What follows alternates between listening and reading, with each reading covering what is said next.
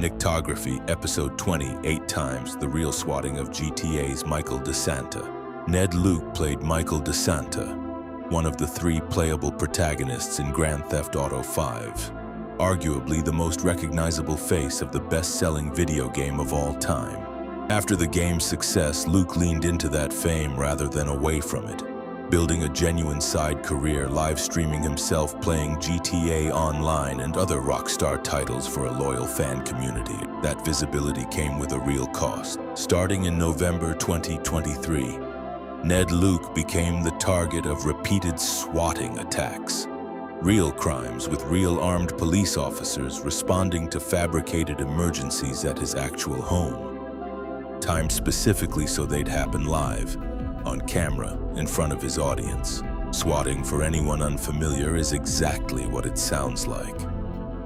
Someone calls emergency services and falsely reports a serious, often violent crime in progress. A shooting, a hostage situation, an active threat, at a specific address, with the intent of triggering the largest, fastest possible police response. When it's aimed at a live streamer, the goal is for that armed response to happen on camera, unannounced, while the target has no idea what's coming. The first confirmed incident happened on Thanksgiving Day 2023. Luke was mid-live stream playing GTA Online for his audience when he got word he'd been swatted and had to abruptly step away from the broadcast. He later confirmed he was safe and noted publicly that this wasn't a one-time incident, but the 6th time it had happened to him. A consequence, he said, of his personal information having been leaked online at some point in the past. It kept happening. A little over a month later, during a Christmas Eve live stream with Rob Wythoff, the voice actor behind John Marston in Red Dead Redemption, police showed up again, this time captured live as Luke's wife walked into the streaming room with 2 officers behind her. By that point, Luke had grown so familiar with the routine that he calmly shook the officers' hands and wished them a Merry Christmas before returning to his stream. By December 2025, it had happened an 8th confirmed time. It's worth pausing here to be honest about why this crime is taken so seriously by federal investigators. Beyond the obvious disruption and fear it causes, swatting has in the past been fatal. In December 2017, a dispute over a Call of Duty match escalated into a fabricated hostage report sent to police in Wichita, Kansas, at the wrong address entirely, targeting someone completely uninvolved in the original argument. Responding officers shot and killed 28-year-old Andrew Finch, an unarmed father of 2 who had no idea any of this was happening when he opened his own front door. The man who made that call was eventually sentenced to 20 years in federal prison, at the time the longest sentence ever handed down for a swatting case. That's the outer edge of what this prank can actually cost, and it's the reason federal prosecutors treat these cases as seriously as they do.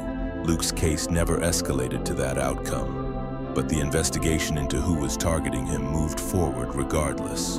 In late 2025, Luke shared publicly that one of his swatters had been convicted, posting a redacted letter from the Department of Justice's victim notification system, confirming the case and a pending sentencing date.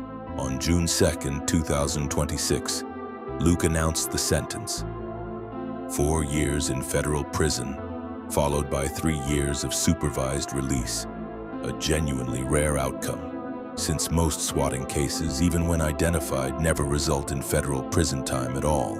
Luke's public response stayed almost perfectly in character. "Won't be swatting anyone anytime soon," he posted, "and they're coming for the ones he ratted out as well." According to Luke, the sentencing wasn't the end of the investigation. The convicted individual had reportedly provided investigators with additional names, meaning more charges may still be coming for others allegedly involved in the broader campaign against him. What's genuinely striking about this story is how routine it became for Luke, purely out of necessity. By his 8th incident, a man who'd built a second career off playing one of gaming's most recognizable criminals had gotten so used to real armed police showing up at his actual front door that he could shake their hands and keep his sense of humor intact. That's not something anyone should have to get used to.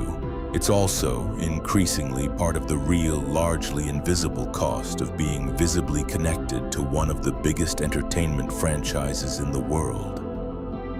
A cost that has nothing to do with the game itself, and everything to do with what strangers online decide to do with someone's real address. As Grand Theft Auto 6 approaches release, and an entirely new generation of voice actors becomes the public face of Rockstar's next game, Ned Luke's case is worth remembering. A reminder that the fame attached to playing these characters doesn't stay confined to the screen. Next time, another file, another name worth remembering.